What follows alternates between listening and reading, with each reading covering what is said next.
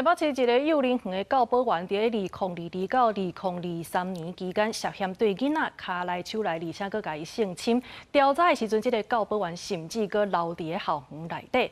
教育局是解说讲，接到通报，确认了后，就随甲这个教保员甲停职，而且撤销许可。也那社会局是讲会跨部会来追查。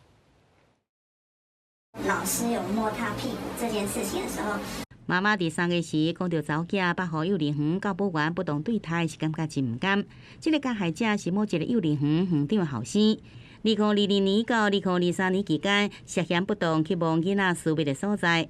后来，几摆搜查，也找到超过600部私密的影像，大约有20个囡仔受害。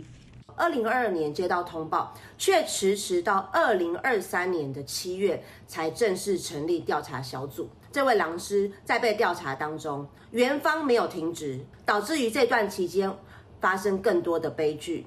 2022年7月，就家长提告胜诉了，延过幼儿园稳状，继续予这个涉案的教保员来任职，造成受害的这个囡仔人数增加。2023年7月，互关押了后才离职。后来，佫发现，身为加害者老母的园长，除了涉嫌包庇，也疑似用员工的名，伫今年5月成立新的托婴中心。市议员甲外界拢质疑，市府无伫第一时间脱身来处理。我们联合稽查，不让园长或负责人有任何借壳上市的一个空间，向中央来提出修法的一个意见，订定一个负责人身份的限制。112年7月接获通报，再立即确认许可，处以停职、撤销设立许可，并裁处终身不得任职。